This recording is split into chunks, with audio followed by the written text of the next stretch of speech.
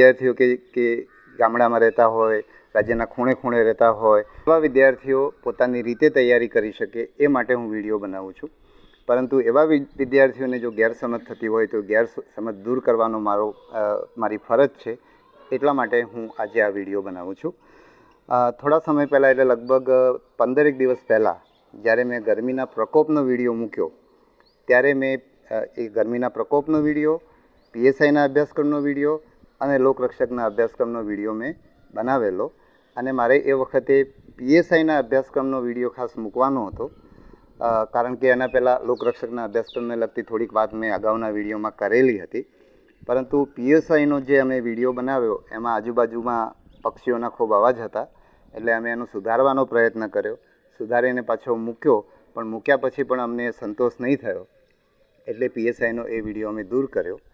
અને હમણાં જ્યારે 4 દિવસ પહેલાં લોકરક્ષકનો જે તે વખતે બનાવેલો વિડીયો મેં 4 દિવસ પહેલાં મૂક્યો ત્યારે એ જ દિવસે મેં PSIનો પણ આવો જ એક વિડીયો બનાવેલો છે. પરંતુ આ જે લોકરક્ષકના વિડીયોમાં જે ગેરસમજ થઈ છે એ જોતાં મેં PSIના અભ્યાસક્રમનો વિડીયો મૂકવાનું માંડી વાળ્યું છે.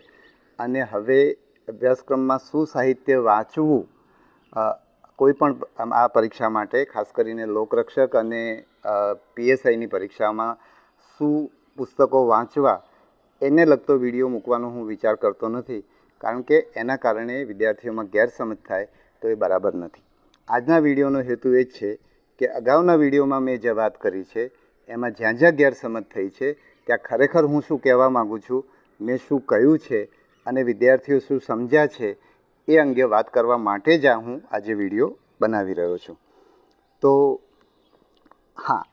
વિદ્યાર્થીઓમાં જે સૌથી મોટી ગેરસમજ જે છે એ છે કે મેં GCERT ને NCERTના પુસ્તકો વાંચવાનું કહ્યું, એટલે કે આ પરીક્ષા હું GCERT ને NCERTના પુસ્તકો વાંચવાનું કહું છું એટલે કે આ UPSC અથવા GPSCની પરીક્ષાનું લેવલ થઈ જાય છે. તો મારે એ સમજાવવાનું છે, એક તો મેં એ વિડીયોમાં પણ કહ્યું છે અને આજે પણ તમને કહું છું કે GCERT અને NCERTના પુસ્તકો વાંચવાનું મેં એટલા માટે કહ્યું છે કે એ પુસ્તકો એવી રીતે લખાયેલા છે.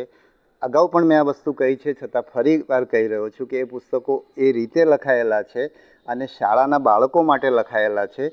એટલે તમે જાતે કોઈ વિષયની તૈયારી કરવા માગતા હો તો તમને એ વિષય સરળતાથી ઘરે બેઠા બીજા કોઈની મદદ વિના સમજી શકો. બીજું, GCERT અથવા તો ગુજરાત પાઠ્યપુસ્તક મંડળના જે પુસ્તકો છે તમે ભૂતકાળમાં ભણેલા છો અને અત્યારે ફરી વાંચો તો તમને સહેલાઈથી સમજાય.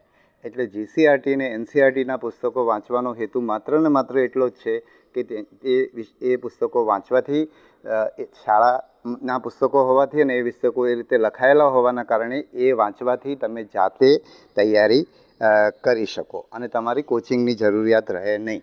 પણ જો તમને એવું લાગતું હોય કે એના કરતાં તમને બીજું સાહિત્ય છે જે તમે એના કરતાં વધારે સહેલાઈથી સમજી શકો છો તો તમારે એ સાહિત્ય વાંચવું જોઈએ અને GCERTના પુસ્તકો અને NCERTના પુસ્તકો ન વાંચવાનો નિર્ણય કરવો જોઈએ.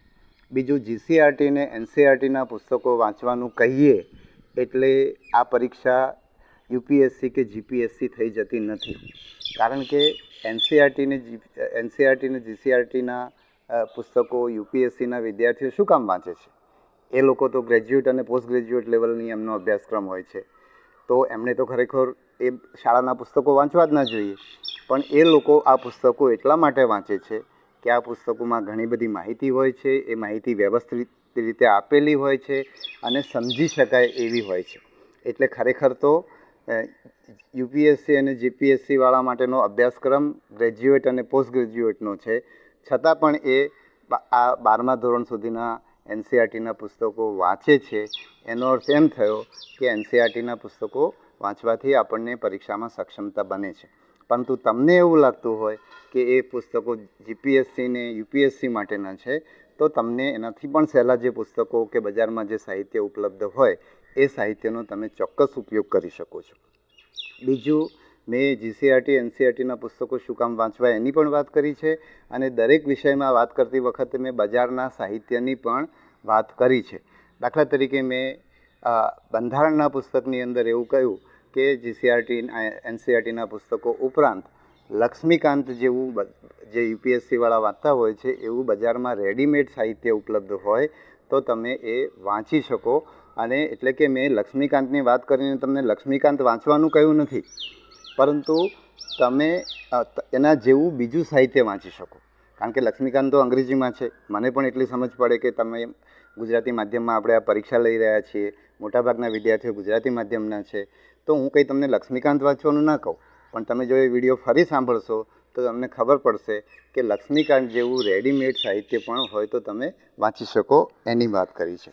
એટલે જો તમે આને વ્યવસ્થિત રીતે સમજવાનો પ્રયત્ન કરશો એટલે હું તમને